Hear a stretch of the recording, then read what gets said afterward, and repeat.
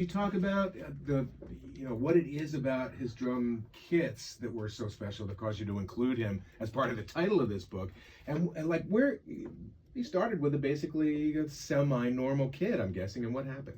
Well, it's true. He looked at drum kits like if, as a drummer, you dream of your ultimate drum kit, and in every tour he created the ultimate drum kit and kept up in the game. They were different from tour to tour. They were, yeah. and they were so thought out and had so much depth to why they looked a certain way, from the artwork to the shell types to the configuration to what he called the B kit, right? So the main kit, and then when it turned, the secondary kit he called the B kit.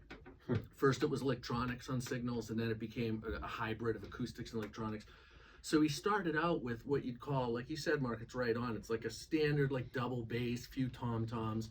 By 2112, somewhere between 2112 and Moving Pictures, he went to the big tubular bells behind him. Yeah. Again, a la kind of Carl Palmer. He was very influenced by the ELP, big Carl Palmer concert tom drum kit. So he kind of adopted that kind of thing, and then... But no gong, right? There was no gong behind him, was there? I can't remember. You know, maybe early on he might have. I mean, had Palmer one. did. We know that. Palmer had the two gongs, yes, right, right? That's right. With the Timps. On fire. Yeah, right. Oh, that's Van right. Halen had the gun. He set it on fire. That's right. You know, that's right. so I don't remember Peart with a gong.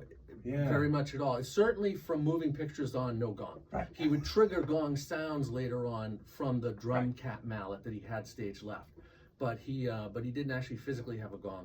And then he had the tubular bells. He had wind chimes and wood blocks and all kinds of sounds. Right. And then he did this hybrid of, if you look on the left of his kit, he had the single-headed drums, which are called concert toms, which have a lot of definition and projection. And then in front of him and to the Single right, head, they're open underneath. exactly, right. They're open underneath, and there aren't even lugs under them, so they're right. only meant to be played from the top. And then the rest of the kit was double-headed, which is a rounder, more full sound. So it became part of his sound. When you hear the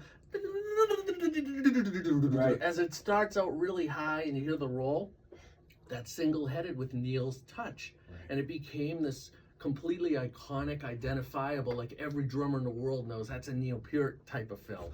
And it became part of how he played, how he approached the instrument, what he played, and the drum kit. So the drum kit was a huge part of his sound and of his style, and of course of Rush as a result.